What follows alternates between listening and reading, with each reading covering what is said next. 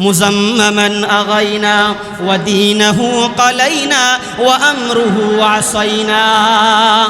এই শের গাইতে গাইতে আবুল হাবির স্ত্রী উম্মে জামিলা পাথর হাতি নিয়ে নবীজিকে হত্যা করার জন্য আসলো।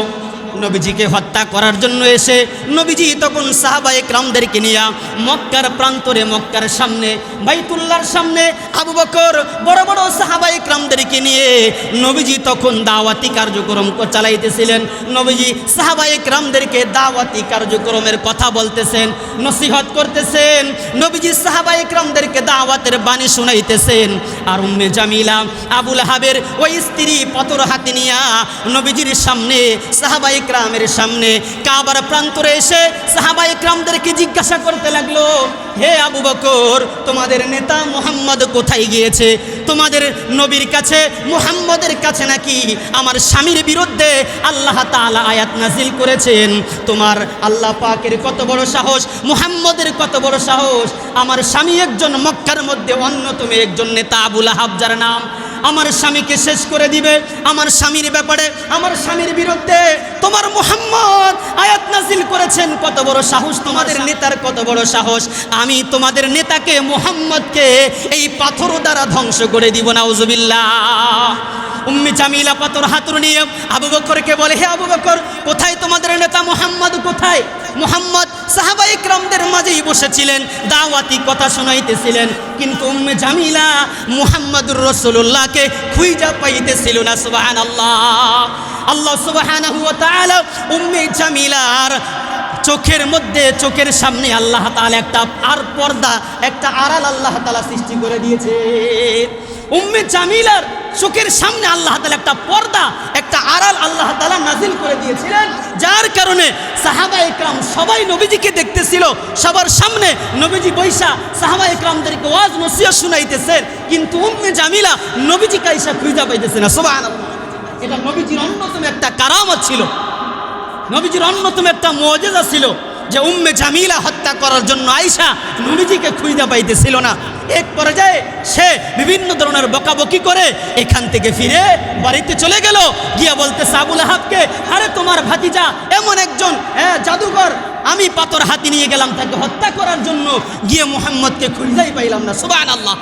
আমার ভাইয়েরা, আসলে কি জাদু ছিল নাকি আল্লাহ তাআলা হেফাজত করেছেন? আল্লাহ তাআলা হেফাজত করেছেন। আর আবুল আহাব, উম্মে জামিলা, তার যত বংশধরা ছিল সবাইকে আল্লাহ তাআলা পৃথিবী থেকে ধ্বংস করে দিয়েছেন। সুবহানাল্লাহ। আমার ভাইরা, বন্ধুরা, এক পর্যায়ে রাসূল করিম সাল্লাল্লাহু আলাইহি ওয়াসাল্লামের দাওয়াতি মিশন চালাইতে লাগলেন। কোনোভাবেই দাওয়াতি কার্যক্রম বন্ধ করতে কেউ পারল না। ইতিমধ্যে নবুয়তের 10ম বছর নবীজি সাল্লাল্লাহু আলাইহি ওয়াসাল্লামের চাচা, অত্যন্ত মুহাব্বতের চাচা আবু তালেব ইন্তেকাল করেন। নবুয়তের 10ম বছর শাওয়াল মাসের শেষ দিকে আবু তালেব ইন্তেকাল করেন। আবু তালেব ছিলেন নবীজির অত্যন্ত ভালোবাসার প্রিয়তম একজন চাচা, যিনি নবীজিকে অত্যন্ত মুহাব্বত করতেন। কোনোভাবেই নবীজিকে কেউ কষ্ট দিবে, কোনোভাবেই নবীজিকে কেউ কোনো ধরনের খারাপ কথা বলবে, আবু তালেব এটা কখনো সহ্য করতেন না। আবু তালেব ইন্তেকাল করলেন। ইন্তেকালের পর এবার কাফের মুশরিকরা আরো সুযোগ পেয়ে গেল নবীজিকে হত্যা করার জন্য, নবীজিকে কষ্ট দেওয়ার জন্য। তারা আরো সুযোগ পেয়ে গেল যে এতদিন তো আবু তালেবের কারণে আমরা মুহাম্মদকে কোনো ধরনের বাধার সম্মুখীন করতে পারি নাই, বাধার সম্মুখীন করেও আমরা সাকসেস হইতে পারি নাই। এবার আবু তালেব ইন্তেকাল করেছে, যাকে মুহাম্মদকে যিনি নাকি সবচেয়ে আগলিয়ে রাখতেন, সবচেয়ে সুযোগ সুবিধা দিয়ে রাখতেন, আজকে তিনি দুনিয়া থেকে বিদায় নিয়েছেন। এখন আমাদের আর কোনো ধরনের পন্থা আর বাকি থাকবে না, আমরা মুহাম্মদকে আমাদের দেশ থেকে তাকে আমরা বের করে দিব। নাউজুবিল্লাহ। আমার ভাইয়েরা, এক পর্যায়ে এমন ষড়যন্ত্র চক্রান্ত তারা করতে লাগলো কাফের মুশরিকরা মক্কার মধ্যে। নবীজি সাল্লাল্লাহু আলাইহি ওয়াসাল্লাম আর সহ্য করতে পারলেন না। সহ্য না করতে পেরে মক্কার অদূরে অবস্থিত তায়েফ, আপনারা গেছেন কিনা হাদি সাহেবরা তায়েফে গেছেন? তায়েফ কত দূর মক্কা থেকে? মোটামুটি 40 কিলোর উপরে মোটামুটি দূর আছে। তাহলে 40 কিলোর উপরে তায়েফ, যেখানে নবীজি সাল্লাল্লাহু আলাইহি ওয়াসাল্লাম ছোট্টবেলায় দুধ পান করেছিলেন, দুধ মায়ের এলাকা। মনে আছে আপনাদের? আলোচনা মনে আসেনি? প্রথম জুমা আলোচনা করেছিলাম, নবীজি দুধ পান করতে গিয়েছিলেন হালিমাতুস সাদিয়ার বাড়িতে। তার বাড়ি ছিল কোথায়? তায়েফে গিয়েছিলেন নবীজি দুধ পান করতে। নবীজি যখন মক্কার মধ্যে কাফের মুশরিকদের নির্যাতন যখন সহ্য না করতে পারলেন, এবার নবীজি ভাবলেন, ছোটবেলায় তো আমি দুধ পান করেছিলাম আমার দুধমা হালিমাতু সাদিয়ার বাড়িতে, সেখানে আমার ছোটবেলার অনেক বন্ধুবান্ধব আছে, যদি তাদের কাছে গিয়ে যদি আমি একটু আশ্রয় পাই, যদি তাদের কাছে গিয়ে আমি একটু সহযোগিতা পাই, এটা আমার দ্বীনের জন্য, ইসলামের জন্য অনেক সহায়ক হবে। নবীজি ভারাক্রান্ত হৃদয় নিয়ে, ব্যথিত হৃদয় নিয়ে, নবীজির পালক পুত্র ছিলেন যায়েদ ইবনে হারেসা। কি নাম? জোরে বলেন কি নাম? যায়েদ ইবনে হারেসা ছিল নবীজির পালক পুত্র। নবীজি ভারাক্রান্ত হৃদয় নিয়ে যায়েদ ইবনে হারেসাকে সঙ্গে করে নবীজি মক্কা থেকে তায়েফের দিকে হিজরত করলেন। নবীজি সাল্লাল্লাহু আলাইহি ওয়াসাল্লাম ভারাক্রান্ত হৃদয় নিয়ে তায়েফে গেলেন দাওয়াতি কার্যক্রম চালানোর জন্য, দাওয়াতি কার্যক্রম আরও বেগবান করার জন্য। নবীজি সাল্লাল্লাহু আলাইহি ওয়াসাল্লাম তায়েফের দিকে হিজরত করলেন। তায়েফে যাওয়ার পরে আমার ভাইরা, আল্লাহ পাকের কি মানসা, সেখানে দাওয়াত দিবেন তো দূরের কথা, দাওয়াত নবীজি দিন রাত 24 ঘন্টা নবীজি দাওয়াত দিতেই লাগলেন। 1 মাস পর্যন্ত নবীজি সেখানে দাওয়াতি কার্যক্রম চালাইলেন। কিন্তু দুর্ভাগ্যের ব্যাপার হলো, এই 1 মাসে একজন আল্লাহর বান্দাও নবীজির দাওয়াতে সাড়া দেয় নাই, ঈমান আনায়ন করে নাই। দীর্ঘ 1 মাস নবীজি দাওয়াতি কার্য। وقال تعالى وقالت اليهود يا أيها الذين آمنوا لا تتخذوا اليهود والنصارى أولياء بعضهم أولياء بعض ومن يتولهم منكم فإنه منهم إن الله لا يهدي القوم الظالمين. وقال تعالى حاميم تنزيل من الرحمن الرحيم كتاب فصلت آياته قرآنا عربيا لقوم يعلمون بشيرا ونذيرا فأعرض أكثرهم فهم لا يسمعون. وقال النبي عليه الصلاة والسلام خالفوا فيه اليهود أو كما قال النبي عليه الصلاة والسلام. صدق الله مولانا العظيم وصدق رسوله النبي الكريم ونحن على ذلك لمن الشاهدين والشاكرين والذاكرين والحمد لله رب العالمين. সর্বপ্রথম সেই মহান মালিকের দরবারে কালিমাতু শুকর আদায় করছি, যেই মহান মালিক আপনাকে আমাকে আজ পবিত্র জুমার দিনে আল্লাহ পাকের ঘরে আগে আগে আসার বসার তৌফিক দান করেছেন। সেজন্য সেই মহান মালিকের দরবারে হৃদয়ের গহীন থেকে মাওলাকে রাজি এবং খুশি করার জন্যে জোরে সরে কালিমাতু শুকুর আদায় করে বলি আলহামদুলিল্লাহ আলহামদুলিল্লাহ। মুহতারাম মুসল্লিয়ান ইকরাম, ধারাবাহিক আলোচনা চলতেছিল রসুল করিম সাল্লাল্লাহু আলাইহি ওয়াসাল্লামের জীবনী সম্পর্কে। আজকে ইনশাআল্লাহ এই বিষয়ে আলোচনা শেষ করব। আগামী জুমা থেকে নতুন বিষয় আলোচনা হবে, যেহেতু গত জুমায় কিছু আলোচনা রয়ে গিয়েছিল নবীজির মক্কি জীবন সম্পর্কে। গত জুমায় আমরা আলোচনা করেছিলাম রসুল করিম সাল্লাল্লাহু আলাইহি ওয়াসাল্লামের জীবনীর মক্কি জীবনের ইসলাম প্রচার করতে গিয়ে কোন জায়গায় বাধার সম্মুখীন হয়েছিলেন এবং নবীজিকে এক পর্যায়ে হত্যার চেষ্টা করা হয়েছিল। নবীজি যত জায়গায় হত্যার সম্মুখীন হয়েছেন আল্লাহ সুবহানাহু ওয়া তাআলা সবগুলো জায়গা থেকে কুদরতি হাত দ্বারা নবীজিকে আল্লাহ তাআলা হেফাজত করেছেন। সুবহানাল্লাহ।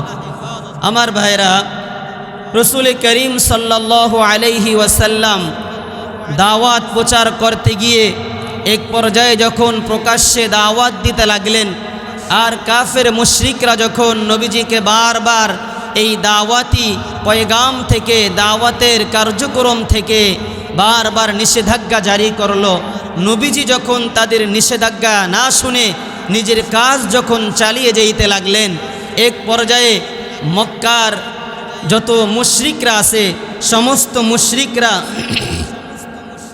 তারা পরামর্শ করলো যে মুহাম্মদকে যেই কোনোভাবেই হোক না কেন তার এই দাওয়াতি কার্যক্রম থেকে তাকে বন্ধ করতে হবে, তাকে বারণ করতে হবে। তারা পরামর্শ ক্রমে একজনকে দায়িত্ব দিল যে তুমি গিয়ে আমাদের পক্ষ থেকে মুহাম্মাদের কাছে বিভিন্ন ধরনের তাকে প্রলোভন দেখিয়ে দেখো তাকে কোনোভাবেই এই দাওয়াতি কাজ থেকে তাকে সরানো যায় কিনা। গত জুমায় আলোচনা করেছিলাম, এক পর্যায়ে যখন কোনোভাবেই তাদের এই কাজ যখন তারা হাসিল করতে না পারলো তাদের স্বার্থ, এক পর্যায়ে আবু জাহাল এসে নবীজিকে হত্যা করার চেষ্টা করেছিল।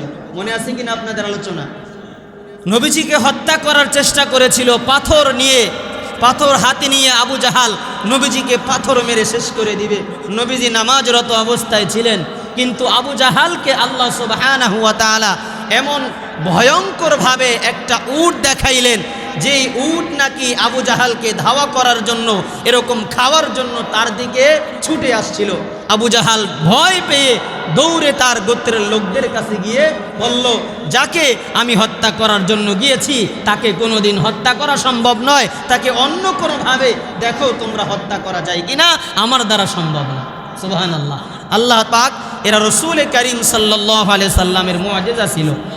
এক পর্যায়ে যখন কোনোভাবেই তারা তাদের কাজ যখন তাদের স্বার্থ যখন হাসিল না হলো, তারা পরামর্শ করলো যেই কোনোভাবেই হোক না কেন মুহাম্মদকে এই দাওয়াতি মিশন থেকে সরাইতে হবে।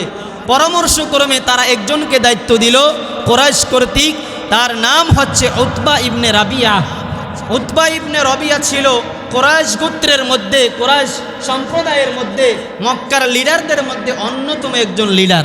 তার কথা মানুষ, জনগণ এবং বড় বড় লিডাররা সবাই তার কথা শুনত।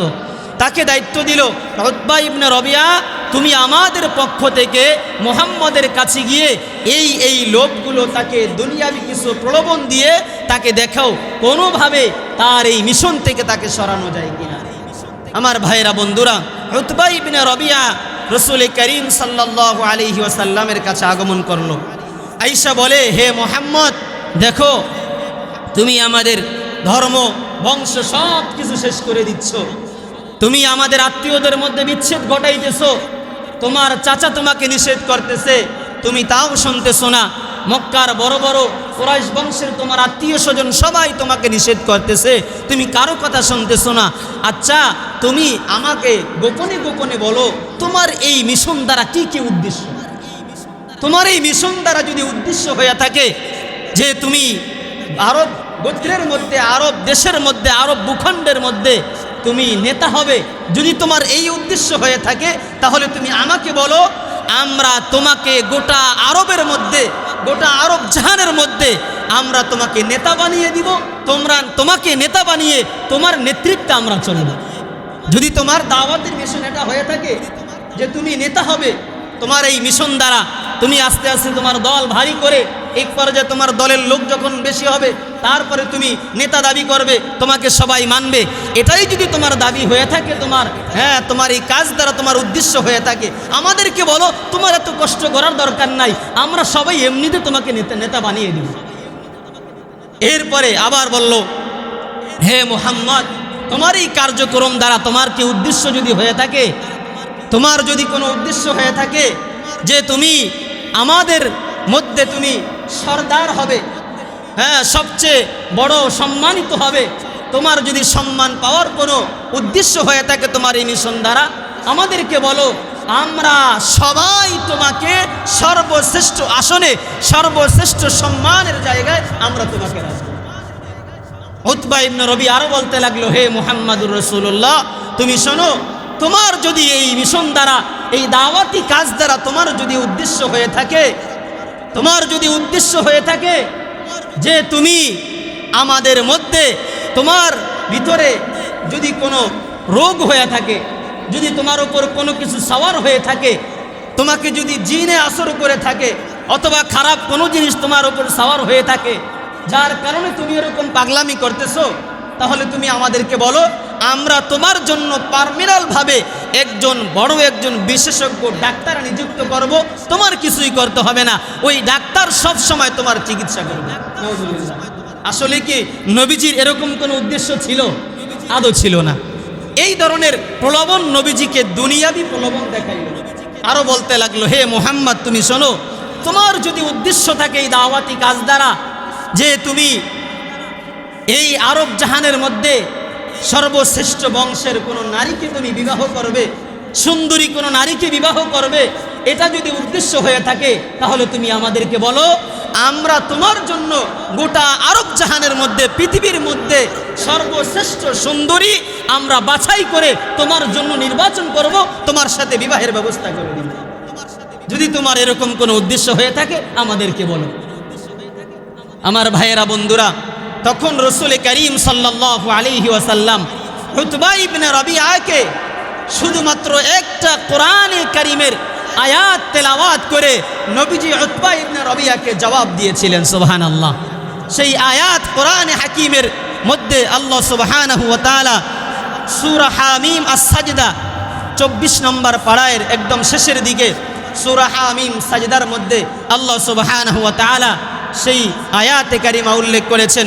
আল্লাহ সুবহানাহু ওয়া তাআলা বলেন, হামিম তানজিলুম মিনার রহমানির রহিম কিতাবুন ফুসসিলাত আয়াতুহু কুরআনান আরাবিয়্যান লিকাওমিন ইয়ালামুন বাশীরান ওয়া নাযীরা فأعرض أكثرهم فهم لا يسمعون। আমার ভাইরা, আমার বন্ধুরা, উতবা ইবনে রবিয়া যখন নবীজির কাছে দুনিয়াবি বিভিন্ন জিনিসের প্রলোভন দেখিয়ে নবীজিকে যখন দাওয়াতের মিশন থেকে তারা সরানোর যখন চেষ্টা করলো, নবীজিকে যখন দুনিয়াবি বিভিন্ন প্রলোভন দেখিয়ে নবীজিকে তারা দাওয়াতের মিশন থেকে সরাইতে চাইল, নবীজি তখন উতবা ইবনে রবিয়াকে কোরআনে হাকিমের এই সূরা তেলাওয়াত করে উতবা ইবনে রবিয়াকে আল্লাহর রাসূল জবাব দিয়েছিলেন, হে উতবা ইবনে রবিয়া শোনো, হে উতবা ইবনে রবিয়া, আমার তুমি যেই সমস্ত বিষয়ে দুনিয়াবি লোভ আমাকে দেখাইতেছো, দুনিয়াবি আরব জাহানের ভূখণ্ডের নেতৃত্ব আমার দরকার নাই। হে উতবা ইবনে রবিয়া, তুমি শোনো, তুমি যে আমাকে বলতেছো সুন্দরী নারী আমি বিবাহ করব, আদৌ পর্যন্ত আমার ভিতরে বিন্দু পরিমাণ এমন কোন লোভ লালসা নেই যে আরব জাহানের সুন্দরী নারীকে আমি বিবাহ করব। হে উতবা ইবনে রবিয়া, তুমি শুনে রাখো, তুমি যে বলতেছো আমার উপর কোনো ধরনের জিন আসর করছে কিনা, কোনো পাগলামি আমার উপর আসর করছে কিনা, হে উতবা ইবনে রবিয়া তুমি শোনো, আদৌ পর্যন্ত আমি মুহাম্মাদের উপরে কোনো ধরনের বিন্দু পরিমাণ জিন ভূতের কোনো আসর আমার উপরে করতে পারে না। হে উতবা ইবনে রবিয়া, তাহলে আমি কোত্থেকে পাইলাম আমার এই দাওয়াতের মিশন, আমি কোত্থেকে পাইলাম? আল্লাহর রাসূল সাল্লাল্লাহু আলাইহি ওয়াসাল্লাম কোরআনে হাকিমের এই আয়াত তেলাওয়াত করলেন, হামিম তানজিলুম মিনার রহমানির রহিম। হে উতবা ইবনে রবিয়া তুমি শোনো, এই দাওয়াতি কার্যক্রম আমি নিজের মন গড়া দিতেছি না, বরং তানজিলুম মিনার রহমানির রহিম, বরং সুবহানাহু ওয়া তাআলা দয়াময় রবের পক্ষ থেকে, আল্লাহ পাকের পক্ষ থেকে এক বিশেষ নাজিল, আল্লাহ পাকের পক্ষ থেকে বিশেষ এক বার্তা এই কোরআনে কারীম আল্লাহ তাআলা আমার উপর নাজিল করে এই দাওয়াতের মিশন আল্লাহ তাআলা আমার উপর নাজিল করেছেন, যাতে করে আমি সব ধরনের ইহুদি মুশরিকদেরকে, অন্য সব ধর্ম থেকে তাদেরকে দূরে সরিয়ে আমি একমাত্র কালেমার দাওয়াত দিয়ে তোমাদেরকে অন্ধকারের পথ থেকে আলোর দিকে তোমাদেরকে নিয়ে আসতে পারি। এই দাওয়াতি মিশন দিয়ে আল্লাহ তাআলা আমাকে পাঠিয়েছেন। তোমরা যেই লোভ আমাকে দেখাইতেছো, এই লোভ আদৌ পর্যন্ত আমার ভিতরে, এই লোভের জন্য আমি এই দাওয়াতি কার্যক্রম করতেছি না। হে উতবা ইবনে রাবিয়া শোনো, তানজিলুম মিনার রহমানির রহিম, দয়াময় রবের পক্ষ থেকে যেই আল্লাহ আমাকে যেই বার্তা দিয়ে পাঠিয়েছেন, এই বার্তাটা বরং দয়াময় রবের পক্ষ থেকে নাজিলকৃত এক বার্তা। এরপরে আল্লাহ রাসূল তেলাওয়াত করলেন, কিতাবুন ফুসসিলাত আয়াতুহু কুরআনান আরাবিয়্যান লিকাওমি ইয়ালামুন। যেই আয়াত, যেই কোরআন, যেই আয়াত, যেই বার্তা আল্লাহ তাআলা আমার উপর নাজিল করেছেন, নবীজি বলেন কিতাবুন, এটা এমন একটা কিতাব, ফুসসিলাত আয়াতুহু, যার আয়াতগুলো আল্লাহ তাআলা বিশ্লেষণ করে, ব্যাখ্যা করে, বিশদভাবে বর্ণনা করে দিয়েছে। যেই কোরআন আমার উপর নাজিল করেছেন, এটা একটা কিতাব আল্লাহ তাআলা আমার উপর নাজিল করে প্রত্যেকটা আয়াতের ব্যাখ্যা বিশদভাবে, বিস্তারিতভাবে আল্লাহ তাআলা বর্ণনা করে দিয়েছেন। তোমাদের ধর্ম সত্য নাকি আমার ধর্ম সত্য, ইসলাম ধর্ম সত্য নাকি তোমাদের ইহুদি মুশরিকদের ধর্ম সত্য, আল্লাহ তাআলা আমার উপর আয়াত নাজিল করে বিশদভাবে ব্যাখ্যা করে আল্লাহ তাআলা স্পষ্ট করে দিয়েছেন। সুবহানাল্লাহ। এরপরে নবীজি বলেন, কিতাবুন ফুসসিলাত আয়াতুহু কুরআনান আরাবিয়্যা, যেটা আরবি ভাষায় লিখিত একটা কোরআন। এই কোরআন কোন ভাষায় লিখিত? জোরে বলেন, এই কোরআন কোন ভাষায় লিখিত? আরো জোরে বলেন, কোন ভাষায়? ইংরেজি ভাষায়, বাংলা ভাষায়, উর্দু ভাষায়, কোন ভাষায়? আরবি ভাষায়। আল্লাহ রাসূল বলেন, কিতাবুন ফুসসিলাত আয়াতুহু কুরআনান আরাবিয়্যান, এই কোরআন আল্লাহ তাআলা আমার উপর আরবি ভাষায় নাজিল করেছেন। এমন নয় যে আমি বানায়া আমার মন গড়া কিছু কবিতা আমি লিখে তোমাদেরকে ওই দাওয়াত দিতেছি, বিষয়টা এমন নয়, বরং আল্লাহ পাকের পক্ষ থেকে নাজিলকৃত এক কোরআনের বার্তা দিয়ে আল্লাহ তাআলা তোমাদের কাছে আমাকে সরদার বানিয়ে, নবী বানিয়ে পাঠিয়েছেন। সুবহানাল্লাহ। আমার ভাইরা, উতবা ইবনে রাবিয়া ছিল আরব গোত্রের মধ্যে, কুরাইশ গোত্রের মধ্যে একজন শ্রেষ্ঠ সর্দার। সে নবীজিকে আইসা তার ধর্ম থেকে বারণ করার জন্য এই দাওয়াত দিতেছিল। তাকে নবীজি কোরআনের এই বার্তা শুনিয়ে দিলেন, লিকাওমি ইয়ালামুন, হে উতবা ইবনে রাবিয়া শোনো, আর এই কোরআনের বার্তা তাদের জন্যই, লিকাওমি ইয়ালামুন, যারা বুঝবে, যাদের জ্ঞান আছে তারাই বুঝবে, আর যাদের জ্ঞান নাই, যাদের কানের মধ্যে আল্লাহ তাআলা বোঝা দিয়ে রেখেছেন, যাদের কানের মধ্যে, যারা নাকি অন্ধকারের মধ্যে আছে, তারা এই কোরআনের বার্তা বুঝবে না। এরপরে নবীজি আরেকটু তেলাওয়াত করলেন, বাশীরান ওয়া নাযীরা। হে উতবা ইবনে রাবিয়া, তুমি শুনিয়া রাখো, বাশীরান ওয়া নাযীরা, এই কোরআন সতর্ককারী, ওয়া নাযীরান, এবং ভীতি প্রদর্শনকারী। যারা নাকি কোরআনের দাওয়াত গ্রহণ করবে, যারা কোরআনের বাণী গ্রহণ করবে, যারা আমি রাসূলের দাওয়াত যারা গ্রহণ করবে, তাদের জন্য এই কোরআন হচ্ছে বাশীরান, সুসংবাদদাতা, ওয়া নাযীরান, এবং এই কোরআন হচ্ছে ভীতি প্রদর্শনকারী তাদের জন্য, যারা নাকি আমি রাসূলের কথা যারা মান্য করবে না, যারা আমি রাসূলের কথা যারা শুনবে না, যারা আমি রাসূলের বিরোধিতা করবে, আমি মুহাম্মদের বিরোধিতা যারা করবে, তাদের জন্য কোরআন হচ্ছে ভীতি প্রদর্শনকারী, সতর্ককারী। ফাআরাদু আকসারুহুম ফাহুম লা ইয়াসমাউন, আল্লাহ বলেন তাদের অধিকাংশরাই মুখ ফিরিয়ে নিয়েছে, ফাহুম লা ইয়াসমাউন, ফলে কোরআনের দাওয়াত তারা শুনতে পারে না। নবীজি সাল্লাল্লাহু আলাইহি ওয়াসাল্লাম সূরা হামিম আস-সাজদার এই জায়গা থেকে, প্রথম আয়াত থেকে নিয়ে একদম 2 নম্বর পৃষ্ঠার নবীজি সাল্লাল্লাহু আলাইহি ওয়াসাল্লাম শেষ আয়াতে কারিমা তেলাওয়াত করলেন, ফাইন আরাদু ফাকুল আনজারতুকুম সাইকাতাম মিথলা সাইকাতি আদি ওয়া তামুদ। এক আয়াত থেকে নিয়ে 12 আয়াত পর্যন্ত নবীজি তেলাওয়াত করলেন। উতবা ইবনে রবিয়ার সামনে নবীজি কোরআনের বার্তা তেলাওয়াত করলেন।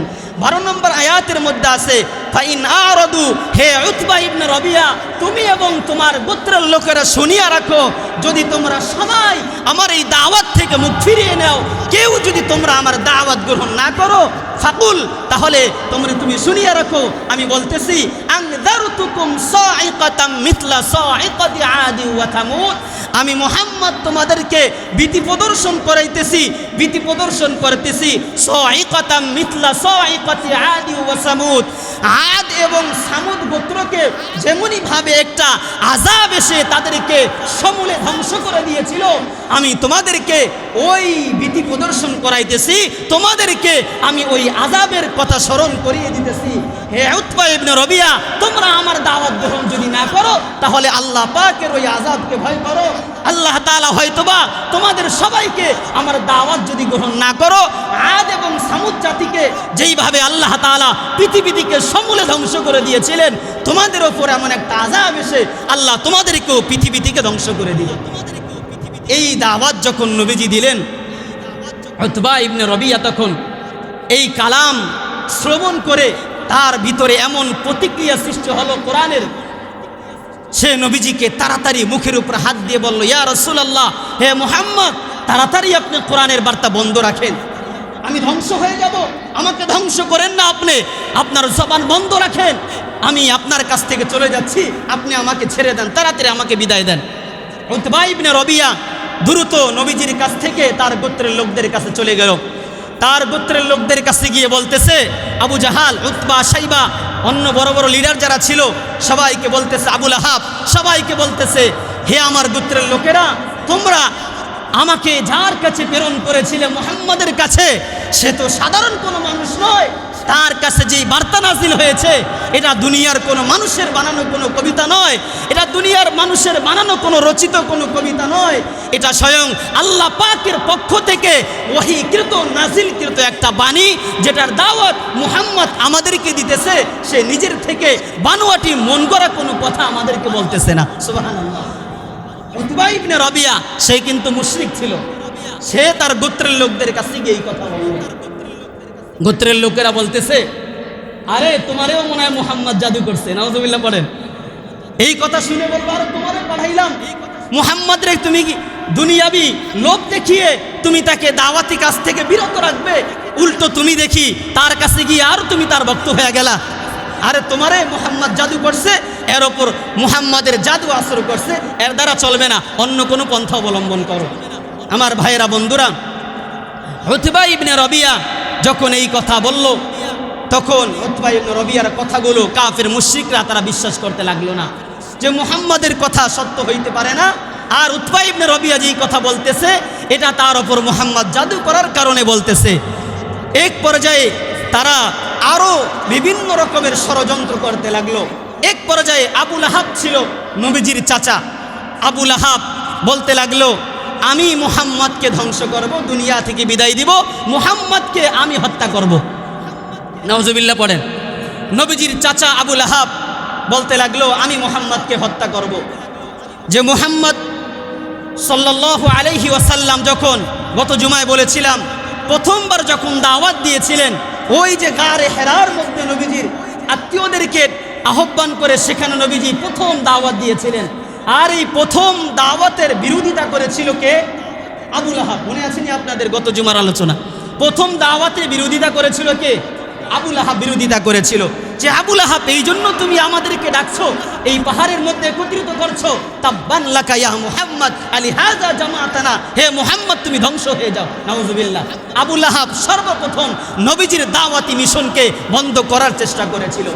আল্লাহ সুবহানাহু ওয়া তাআলা আবু লাহাবের ওই বিরোধিতার দাঁত ভাঙ্গে জবাব দিয়ে পরবর্তীতে কোরআনে হাকিমের 30 নম্বর পারার ছোট্ট একটা সূরা নাজিল করে দিয়েছেন। বিসমিল্লাহির রহমানির রহিম। তাব্বাত ইয়াদা আবি লাহাবি ওয়া তাব। তেলাওয়াত করেন সবাই। তাব্বাত ইয়াদা আবি লাহাবি ওয়া তাব মা আগনা আনহু মালুহু ওয়া মা কাসাব সায়াসলা নারান যাতা লাহাবি ওয়া ইমরাআতু হাম্মালাতাল হাতাব ফি জিদিহা হাবলুম মিন মাসাদ। আবু লাহাব ওই যে বিরোধিতা করেছিল নবীজির, সর্বপ্রথম আবু লাহাবের এই বিরোধিতার দাঁত ভাঙ্গা জবাব দিয়ে আল্লাহ সুবহানাহু ওয়া তাআলা এরপরেই এই সূরা নাজিল করেছেন। হে আবু লাহাব, তুই তোমার ভাতিজার দাওয়াতের বিরোধিতা করেছো, আমার মুহাম্মাদের দাওয়াতের বিরোধিতা করেছো। আমার মুহাম্মদ ধ্বংস হবে না, আমার মুহাম্মদ জীবিত থাকবে, আমার মুহাম্মাদের ধর্ম পৃথিবীর মধ্যে উত্তীর্ণ হবে। তুমি আবু লাহাবই একদিন পৃথিবী থেকে ধ্বংস হয়ে যাবে। সুবহানাল্লাহ। আল্লাহ তাআলা এই সূরা নাযিল করে আবু লাহাবের জবাব দিয়ে দিলেন। আল্লাহ বলেন তাব্বাত ইয়াদা আবি লাহাবি ওয়া তাব। তাব্বাত আবু লাহাব ধ্বংস হোক, ইয়াদা তার দুই হাত ধ্বংস হোক, ওয়া তাব্বা এবং আবু লাহাব এবং সে নিজেও ধ্বংস হোক। আল্লাহ বলেন তাব্বাত ইয়াদা আবি লাহাবিন ওয়া তাব। আবু লাহাব এবং তার যত গোষ্ঠী আছে তার গোষ্ঠী সবাই ধ্বংস হয়ে যাবে।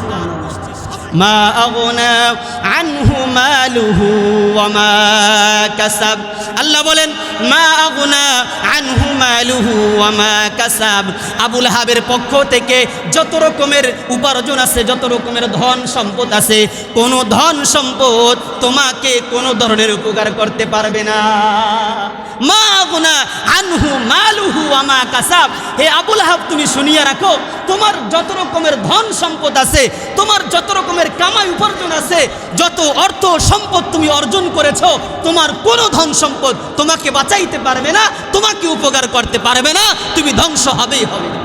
আল্লাহ তাআলা বলে দিলেন সায়াসলা নারান যাতা লাহাব। আল্লাহ বলেন অচিরেই হে আবু লাহাব, নারান যাতা লাহাবিন, তুমি অগ্নি শিখা লেলিহান শিখার মধ্যে অচিরেই তুমি জাহান্নামের আগুনের মধ্যে তুমি প্রবেশ করবে। হে আবু লাহাব, তুমি আমার নবীর বিরোধিতা করেছো, অচিরেই শুনিয়া রাখো তুমি ধ্বংস হবে, তোমার ধন সম্পদ কোনো কিছু তোমাকে বাঁচাইতে পারবে না। সায়াসলা নারান যাতা লাহাব, এবং অচিরেই তুমি লেলিহান আগুন জাহান্নামের আগুনের মধ্যে তুমি ঢুকবে। ওয়া ইমরাআতুহু, এবং তুমি শুধু না বরং তোমার স্ত্রীও জাহান্নামের আগুনের মধ্যে ঢুকবে। স্ত্রী কাষ্ঠ বহন করত, এরা অনেক ব্যাখ্যা আছে, ব্যাখ্যার দিকে আমি যাব না, সময় অল্প।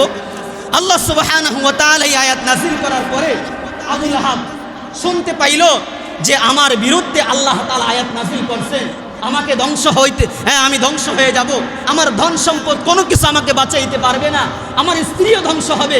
আল্লাহ নাকি মুহাম্মদের কাছে আমার ব্যাপারে আয়াত নাযিল করছেন, সূরা নাযিল করছেন। আবু লাহাবের কানে এই সংবাদ গেল। আবু লাহাবের কানে এই সংবাদ যাওয়ার পরে আবু লাহাবের স্ত্রী ছিল উম্মে জামিলা। কি নাম ছিল তার? উম্মে জামিলা। সেও মুশরিক ছিল, সেও আবু লাহাবকে সহযোগিতা করত। আবু লাহাব নবীজিকে হত্যা করার জন্য, নবীজির দাওয়াতি মিশনকে শেষ করে দেওয়ার জন্য, মাটির সাথে মিশিয়ে দেওয়ার জন্য যত রকমের ষড়যন্ত্র করত, তার সঙ্গে তার স্ত্রী হচ্ছে ইন্ধন দিত। উম্মে জামিলা অনেক, এই আমাদের দেশে এক ধরনের মহিলা আছে না, তারা একজনের কথা আরেকজনের কানে লাগায়, এদেরকে কি বলে যেন, কুটনামি না, কুটনামি বলে। এই ধরনের একজন মহিলা ছিল আবু লাহাবের স্ত্রী উম্মে জামিলা, অনেক কুটনামি করত। সে মুসলমানদের কাছে, তারপরে মুনাফিকদের কানে গিয়ে এরকম রসুলের দাওয়াতের বাণীগুলো একজনের কানে আরেকজনের কানে কানে এরকম সে এক একভাবে বর্ণনা করত, উপস্থাপন করতো। নাউজুবিল্লাহ। এই উম্মে জামিলা সে শুনতে পাইল আমার স্বামীর নামে মুহাম্মদের কাছে নাকি আল্লাহ আয়াত নাজিল করছে, একটা পাথর নিয়ে নবীজিকে হত্যা করার জন্য কাবার প্রান্তরে উম্মে জামিলা সেইটা আসলো। এক পর্যায়ে উম্মে জামিলা সে একটা শের গাইতেছিল, সেই শেরটা আমি বলছি, মুজাম্মামান আগাইনা ওয়া দীনাহু কালাইনা ওয়া আমরুহু আসাইনা। এই শের গাইতে গাইতে আবু লাহাবের স্ত্রী উম্মে জামিলা পাথর হাতি নিয়ে নবীজিকে হত্যা করার জন্য আসলো।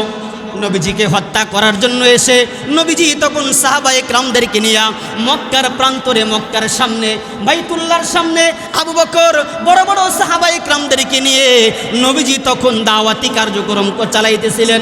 নবীজি সাহাবা ইকরামদেরকে দাওয়াতি কার্যক্রমের কথা বলতেছেন, নসিহত করতেছেন।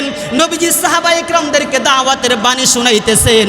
আর উম্মে জামিলা আবুল হাবের ওই স্ত্রী পাথর হাতে নিয়া নবীজির সামনে সাহাবা ইকরামের সামনে কাবার প্রান্তরে এসে সাহাবা ইকরামদেরকে জিজ্ঞাসা করতে লাগলো, হে আবু বকর, তোমাদের নেতা মুহাম্মদ কোথায় গিয়েছে? তোমাদের নবীর কাছে মুহাম্মদের কাছে নাকি আমার স্বামীর বিরুদ্ধে আল্লাহ তাআলা আয়াত নাজিল করেছেন। তোমার আল্লাহ পাকের কত বড় সাহস, মুহাম্মদের কত বড় সাহস। আমার স্বামী একজন মক্কার মধ্যে অন্যতম একজন নেতা আবুল আহাব, যার নাম আমার স্বামীকে শেষ করে দিবে। আমার স্বামীর ব্যাপারে, আমার স্বামীর বিরুদ্ধে তোমার মুহাম্মদ আয়াত নাজিল করেছেন। কত বড় সাহস তোমাদের নেতার, কত বড় সাহস। আমি তোমাদের নেতাকে মুহাম্মদকে এই পাথর দ্বারা ধ্বংস করে দিব, নাউজুবিল্লাহ। উম্মে জামিলা পাথর হাতুড় নিয়ে আবু বকরকে বলে, হে আবু বকর, কোথায় তোমাদের নেতা মুহাম্মদ, কোথায়? মুহাম্মদ সাহাবা ইকরামদের মাঝেই বসেছিলেন, দাওয়াতি কথা শোনাইতেছিলেন, কিন্তু উম্মে জামিলা মুহাম্মদুর রাসূলুল্লাহকে খুঁজে পাইতেছিল না। সুবহানাল্লাহ। আল্লাহ সুবহানাহু ওয়া তাআলা উম্মে জামিলার চোখের মধ্যে, চোখের সামনে আল্লাহ তাআলা একটা আর পর্দা, একটা আড়াল আল্লাহ তাআলা সৃষ্টি করে দিয়েছে। উম্মে জামিলার চোখের সামনে আল্লাহ তাআলা একটা পর্দা, একটা আড়াল আল্লাহ তাআলা নাজিল করে দিয়েছিলেন, যার কারণে সাহাবা ইকরাম সবাই নবীজিকে দেখতেছিল। সবার সামনে নবীজি বৈশা সাহাবা ইকরামদেরকে ওয়াজ নসিহত শুনাইতেছেন, কিন্তু উম্মে জামিলা নবীজিকে আইসা খুঁজে পাইতেছে না। সুবহানাল্লাহ। এটা নবীজির অন্যতম একটা কারামত ছিল, নবীজির অন্যতম একটা মুআজিজা ছিল, যে উম্মে জামিলা হত্যা করার জন্য আয়েশা নবীজিকে খুঁজে পাইতেছিল না। এক পর্যায়ে সে বিভিন্ন ধরনের বকাবকি করে এখান থেকে ফিরে বাড়িতে চলে গেল। গিয়া বলতেছে আবুল আহাবকে, আরে তোমার ভাতিজা এমন একজন জাদুকর, আমি পাথর হাতে নিয়ে গেলাম তাকে হত্যা করার জন্য, গিয়ে মুহাম্মদকে খুঁজেই পাইলাম না। সুবহানাল্লাহ। আমার ভাইয়েরা, আসলে কি জাদু ছিল নাকি আল্লাহ তাআলা হেফাজত করেছেন? আল্লাহ তাআলা হেফাজত করেছেন। আর আবুল আহাব, উম্মে জামিলা, তার যত বংশধরা ছিল সবাইকে আল্লাহ তাআলা পৃথিবী থেকে ধ্বংস করে দিয়েছেন। সুবহানাল্লাহ। আমার ভাইরা, বন্ধুরা, এক পর্যায়ে রাসূল করিম সাল্লাল্লাহু আলাইহি ওয়াসাল্লামের দাওয়াতি মিশন চালাইতে লাগলেন। কোনোভাবেই দাওয়াতি কার্যক্রম বন্ধ করতে কেউ পারল না। ইতিমধ্যে নবুয়তের 10ম বছর নবীজি সাল্লাল্লাহু আলাইহি ওয়াসাল্লামের চাচা, অত্যন্ত মুহাব্বতের চাচা আবু তালেব ইন্তেকাল করেন। নবুয়তের 10ম বছর শাওয়াল মাসের শেষ দিকে আবু তালেব ইন্তেকাল করেন। আবু তালেব ছিলেন নবীজির অত্যন্ত ভালোবাসার প্রিয়তম একজন চাচা, যিনি নবীজিকে অত্যন্ত মুহাব্বত করতেন। কোনোভাবেই নবীজিকে কেউ কষ্ট দিবে, কোনোভাবেই নবীজিকে কেউ কোনো ধরনের খারাপ কথা বলবে, আবু তালেব এটা কখনো সহ্য করতেন না। আবু তালেব ইন্তেকাল করলেন। ইন্তেকালের পর এবার কাফের মুশরিকরা আরও সুযোগ পেয়ে গেল নবীজিকে হত্যা করার জন্য, নবীজিকে কষ্ট দেওয়ার জন্য। তারা আরও সুযোগ পেয়ে গেল যে এতদিন তো আবু তালেবের কারণে আমরা মুহাম্মদকে কোনো ধরনের বাধার সম্মুখীন করতে পারি নাই, বাধার সম্মুখীন করেও আমরা সাকসেস হইতে পারি নাই। এবার আবু তালেব ইন্তেকাল করেছে, যাকে মুহাম্মদকে যিনি নাকি সবচেয়ে আগলিয়ে রাখতেন, সবচেয়ে সুযোগ সুবিধা দিয়ে রাখতেন, আজকে তিনি দুনিয়া থেকে বিদায় নিয়েছেন। এখন আমাদের আর কোনো ধরনের পন্থা আর বাকি থাকবে না, আমরা মুহাম্মদকে আমাদের দেশ থেকে তাকে আমরা বের করে দিব। নাউজুবিল্লাহ। আমার ভাইয়েরা, এক পর্যায়ে এমন ষড়যন্ত্র চক্রান্ত তারা করতে লাগলো, কাফের মুশরিকরা মক্কার মধ্যে নবীজি সাল্লাল্লাহু আলাইহি ওয়াসাল্লাম আর সহ্য করতে পারলেন না। সহ্য না করতে পেরে মক্কার অদূরে অবস্থিত তায়েফ, আপনারা গেছেন কিনা হাদি সাহেবরা তায়েফে গেছেন? তায়েফ কত দূর মক্কা থেকে? মোটামুটি 40 কিলোর উপরে মোটামুটি দূর আছে। তাহলে 40 কিলোর উপরে তায়েফ, যেখানে নবীজি সাল্লাল্লাহু আলাইহি ওয়াসাল্লাম ছোট্টবেলায় দুধ পান করেছিলেন, দুধ মায়ের এলাকা। মনে আছে আপনাদের? আলোচনা মনে আসেনি? প্রথম জুমা আলোচনা করেছিলাম, নবীজি দুধ পান করতে গিয়েছিলেন হালিমাতুস সাদিয়ার বাড়িতে। তার বাড়ি ছিল কোথায়? তায়েফে। তায়েফে গিয়েছিলেন নবীজি দুধ পান করতে। নবীজি যখন মক্কার মধ্যে কাফের মুশরিকদের নির্যাতন যখন সহ্য না করতে পারলেন, এবার নবীজি ভাবলেন, ছোটবেলায় তো আমি দুধ পান করেছিলাম, আমার দুধমা হালিমাতু সাদিয়ার বাড়িতে, সেখানে আমার ছোটবেলার অনেক বন্ধু বান্ধব আছে। যদি তাদের কাছে গিয়ে যদি আমি একটু আশ্রয় পাই, যদি তাদের কাছে গিয়ে আমি একটু সহযোগিতা পাই, এটা আমার দ্বীনের জন্য, ইসলামের জন্য অনেক সহায়ক হবে। নবীজি ভারাক্রান্ত হৃদয় নিয়ে, ব্যথিত হৃদয় নিয়ে, নবীজির পালক পুত্র ছিলেন যায়েদ ইবনে হারেসা। কি নাম? জোরে বলেন কি নাম? যায়েদ ইবনে হারেসা ছিল নবীজির পালক পুত্র। নবীজি ভারাক্রান্ত হৃদয় নিয়ে যায়েদ ইবনে হারেসাকে সঙ্গে করে নবীজি মক্কা থেকে তায়েফের দিকে হিজরত করলেন। নবীজি সাল্লাল্লাহু আলাইহি ওয়াসাল্লাম ভারাক্রান্ত হৃদয় নিয়ে তায়েফে গেলেন দাওয়াতি কার্যক্রম চালানোর জন্য, দাওয়াতি কার্যক্রম আরও বেগবান করার জন্য। নবীজি সাল্লাল্লাহু আলাইহি ওয়াসাল্লাম তায়েফের দিকে হিজরত করলেন। তায়েফে যাওয়ার পরে আমার ভাইরা, আল্লাহ পাকের কি মানসা, সেখানে দাওয়াত দিবেন তো দূরের কথা, দাওয়াত নবীজি দিন রাত 24 ঘন্টা নবীজি দাওয়াত দিতেই লাগলেন। 1 মাস পর্যন্ত নবীজি সেখানে দাওয়াতি কার্যক্রম চালাইলেন। কিন্তু দুর্ভাগ্যের ব্যাপার হলো, এই 1 মাসে একজন আল্লাহর বান্দাও নবীজির দাওয়াতে সাড়া দেয় নাই, ঈমান আনয়ন করে নাই। দীর্ঘ 1 মাস নবীজি দাওয়াতি কার্যক্রম করে নবীজি তখন ব্যতীত হয়ে গেলেন। এমনকি তায়েফের কুলাঙ্গাররা, তায়েফের সেই বকাটে লোকেরা, তারা তাদের দেশের তায়েফের যেই বকাটে ছেলে ছিল, যুবক কিছু বকাটে ছেলে ছিল, তাদেরকে তায়েফবাসীরা রসুলের পিছনে লেলিয়ে দিল। নাউজুবিল্লাহ। বলতে লাগলো, হে তায়েফের যুবকরা, এই মুহাম্মদ সে একজন পাগল, সে মক্কা থেকে আগমন করেছে, তোমরা তাকে প্রতিহত করো, তার দাওয়াতি কার্যক্রমকে তোমরা শেষ করে দাও, তাকে তোমরা প্রতিহত করো, তাকে তোমাদের এই দাওয়াতের মিশন থেকে তাকে বারণ করার চেষ্টা করো। আমার ভাইয়েরা, বন্ধুরা, তায়েফের সেই বকাটে ছেলেরা আমার নবীকে এক পর্যায়ে দাওয়াত গ্রহণ করবে তো দূরের কথা, নবীজির দাওয়াত গ্রহণ না করে নবীজিকে এমনভাবে তারা রক্তাক্ত করলো, পাথর নিক্ষেপ করলো, নবীজি সাল্লাল্লাহু আলাইহি ওয়াসাল্লামের গোটা শরীর রক্তে রঞ্জিত হয়ে গিয়েছিল। আমার ভাইরা, কিতাবের মধ্যে আসছে, হযরত যায়েদ ইবনে হারেসা রাদিয়াল্লাহু তাআলা আনহা বলেন, যায়েদ ইবনে হারেসা রাদিয়াল্লাহু তাআলা আনহা বলেন, নবীজির পালক পুত্র ছেলে যায়েদ ইবনে হারেসাকে সঙ্গে করে নিয়ে গিয়েছিলেন নবীজি তায়েফে দাওয়াতের কার্যক্রম চালানোর জন্য। যায়েদ ইবনে হারেসা বলেন, তায়েফের সেই বকাটে ছেলেরা আমার নবীকে এমনভাবে কষ্ট দিতে লাগলো, এমনভাবে নির্যাতন নিপীড়ন করতে লাগলো, এমনভাবে পাথর নিক্ষেপ করতে লাগলো, আমার নবীর পুরা শরীরটা রক্তে রঞ্জিত হয়ে গেল।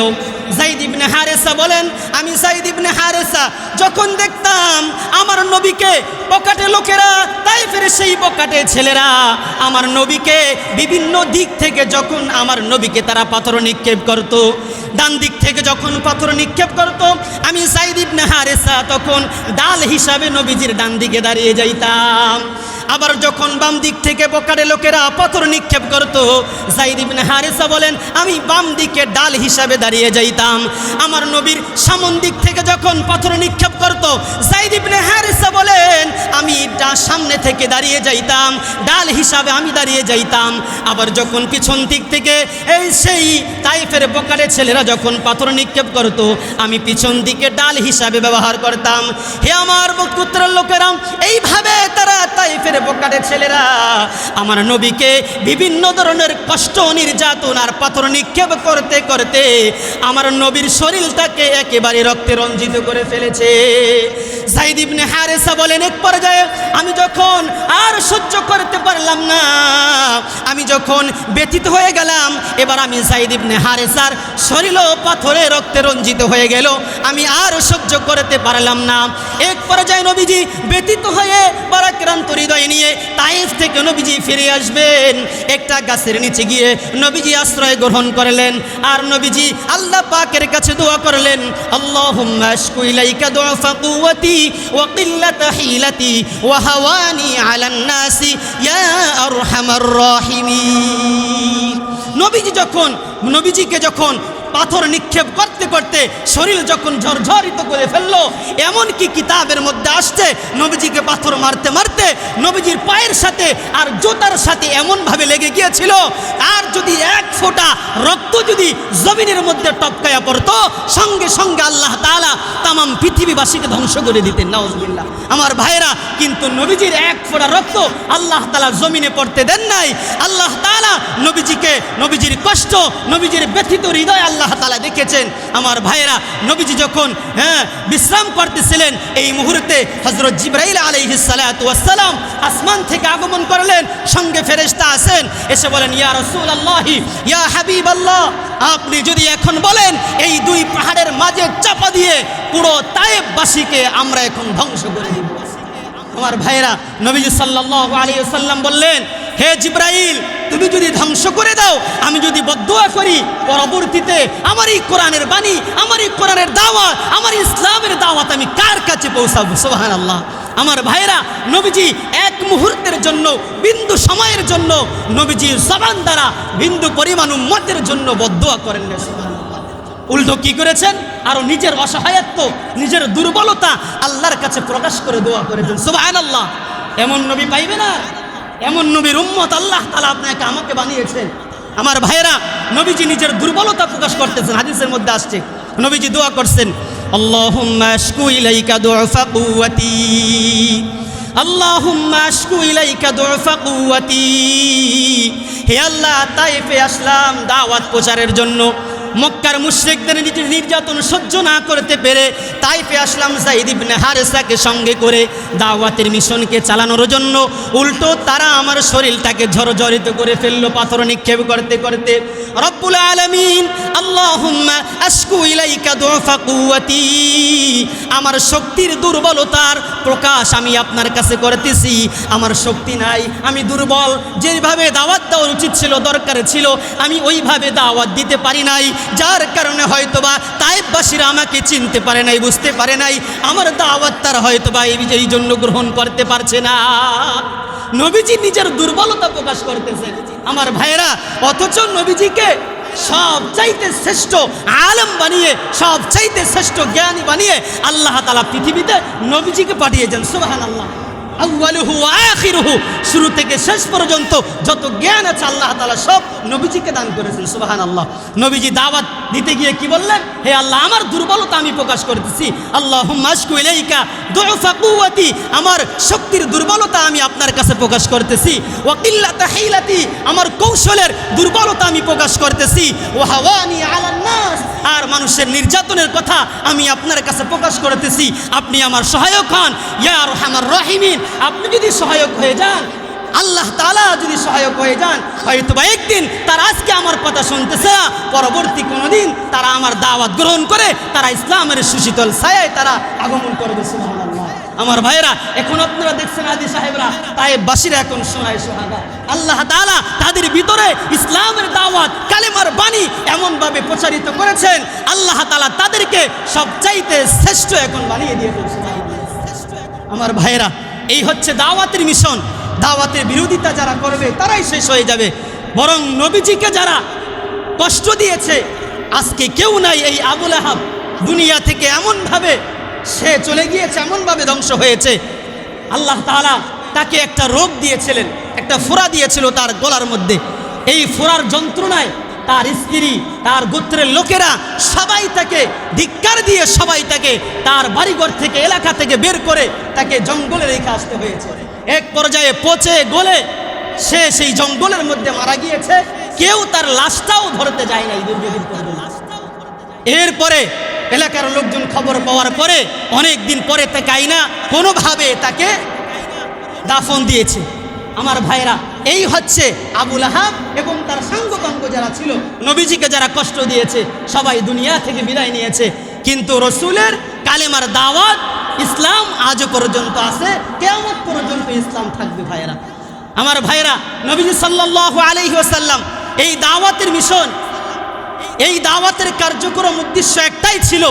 উদ্দেশ্য ছিল মূর্তি পূজা, মুশরিকদেরকে পৃথিবী থেকে খতম করে, মূর্তি পূজারী থেকে পৃথিবী থেকে খতম করে কালেমার বাণী, ইসলামের বাণী পৃথিবীর মধ্যে উড্ডীন করা, পৃথিবীর পৃথিবীর মধ্যে জাগ্রত করা। সুবহানাল্লাহ। কিন্তু নবীজির সেই মিশন আজকে আমরা কতটুকু বাস্তবায়ন করতেছি বলেন? নবীজি আগমন করলেন মূর্তিকে হটানোর জন্য পৃথিবী থেকে।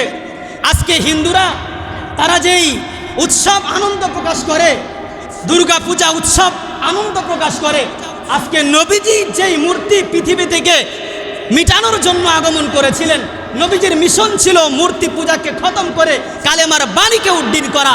আজকে সেই ইহুদি খ্রিস্টান মুশরিকদের পূজায় কি আমরা অংশগ্রহণ করে আমরা তাদেরকে স্বাগতম জানাই। নাউযুবিল্লাহ বলেন। আমার ভাইয়ের এটা চরম পর্যায়ে হারাম এবং ইসলামের সাথে এটার সাংঘর্ষিক। আজকে আমরা স্লোগান দেই, কি স্লোগান দেই বলেন? ধর্ম যার যার উৎসব সবার, দেই কিনা বলেন? এটা সম্পূর্ণ কুফরি কথা, সম্পূর্ণ কুফরি কথা। ধর্ম যার যার উৎসব সবার হইতে পারে না। ধর্ম যার উৎসব সবার, উৎসব তার। জোরে বলেন, ধর্ম যার উৎসব তার। আবার বলেন, ধর্ম যার উৎসব তার। ধর্ম যার যার উৎসব সবার হইতে পারে না। আমাদের ধর্মীয় উৎসব কি বলেন তো? দুই ঈদ। আমাদের ধর্মীয় উৎসব কি? ঈদুল ফিতর, ঈদুল আজহা, রমাদানুল মুবারক, তারপরে আপনার কিয়ামুল লাইল, তারপরে আপনার এই লাইলাতুল কদর, লাইলাতুল বরাত, এগুলো হচ্ছে আমাদের ধর্মীয় উৎসব। এই আমাদের ধর্মীয় উৎসবে কোনোদিন দেখছেন একজন ইহুদি খ্রিস্টান অথবা একজন সনাতন ধর্মী অথবা একজন আপনার হিন্দু ধর্মের কোনো ধরনের একজন যুবককে আপনি আমাদের ধর্মীয় উৎসবে দেখছেন কোনোদিন? দেখছেন কিনা বলেন? তাহলে আপনার আমার সন্তান, আমার যুবক ভাইয়েরা, আজকে আমরা নিজেরা সেই হিন্দুদের ধর্মীয় উৎসব পালন করতে আমরা ভিড় পড়ে থাকি। এটা অংশগ্রহণ করে আমাদের ঈমান নষ্ট করে দিতেছে। আমরা জানিও না। শুভেচ্ছা জানাইতেছি, শারদীয় দুর্গাপূজার শুভেচ্ছা, অভিনন্দন। আবার বলতেছি আমি আপনাদের পূজায় অংশগ্রহণ করতে পেরে আল্লাহর কাছে শুকরিয়া আদায় করতেছি। নাউযুবিল্লাহ বলেন। আল্লাহর কাছে শুকরিয়া আদায় কি পূজা অংশগ্রহণ করতে পেরে? নাকি কুফরি করতেছেন আপনি? কুফরি করতেছেন। আল্লাহর কাছে আপনি শুকরিয়া আদায় করবেননি। আপনার উপর আল্লাহ গজব নাজিল করে নাই, এটাই তো আল্লাহ পাকের রহমত। আমাদের যেই বাচ্চা কাচ্চা আছে, আমাদের যুবক ভাইরা আছে, আমাদের ছেলে সন্তানরা আছে, তাদেরকে আমরা ইহুদি খ্রিস্টানদের চক্রান্ত আছে, যেই ধর্মীয় উৎসব আছে, আমাদের ঈমান আমলকে মজবুত করা দরকার ভাইরা। ঈমান চলে যাইতেছে, আমরা জানতেছি না। দাওয়াতের উদ্দেশ্যে বলতেছি, অবশ্যই তারা আমাদের বাংলাদেশের নাগরিক। তাদেরকে আপনারা নিরাপত্তা দেওয়া সরকারের দায়িত্ব। তাদের ক্ষয়ক্ষতি করা যাবে না, তাদের সেখানে গিয়ে দাঙ্গা হাঙ্গামা করা যাবে না। তারা তাদের ধর্ম পালন করুক। কিন্তু আমরা যে গেলাম সেখানে দেখার জন্য, আমি তো তাদেরকে সহযোগিতা করলাম। আজকে দেখেন, আপনি যাচাই বাছাই করে দেখেন, যত লোক আছে দুর্গাপূজার মধ্যে দেখবেন কমপক্ষে তাদের লোক যদি 10% থাকে, 5% বা 2-3% আছে মুসলমান, আছে কিনা বলেন? এরপরে হিন্দুরা যেই আপনার লাড়ু, তারপরে বিভিন্ন রকমের খাবার বানিয়ে আপনার আমার বাসায় দিতেছে, আমরা আবার খুব স্বাচ্ছন্দ্যের সাথে সেই লাড়ু খাইতেছি, খাবার গ্রহণ করতেছি। এটাও কিন্তু সম্পূর্ণ হারাম খাবার। সাবধান থাকবেন আমার ভাইয়েরা, ঈমান যাতে করে কোনোভাবেই হরণ না হয়। শেষ জামানার মধ্যে ঈমান এমনভাবে হরণ করার চেষ্টা করবে, আপনি আমি টেরও করতে পাবো না, ঈমান চলে যাবে। এই জন্য খুব সাবধান থাকতে হবে আমাদের, যাতে করে ঈমান কোনোভাবে না যায়। আল্লাহ তাআলা আমাদের সকলকে মূর্তি পূজাকে খতম করে ইহুদি খ্রিস্টানদের চক্রান্ত থেকে হেফাজত করে আমাদের ইসলামের কালেমা, ইসলামের বাণী, মুসলমানদের দাওয়াতকে, আল্লাহ তাআলা কালেমার দাওয়াতকে এই পৃথিবীর জমিনে আরও প্রচার প্রসারিত করে দেন। রসুল করিম সাল্লাল্লাহু আলাইহি সাল্লামের যে মিশন ছিল, আল্লাহ তাআলা সেই মিশনকে আরও বেগবান করে দেন। ওয়া মা আলাইনা ইল্লাল বালাগ।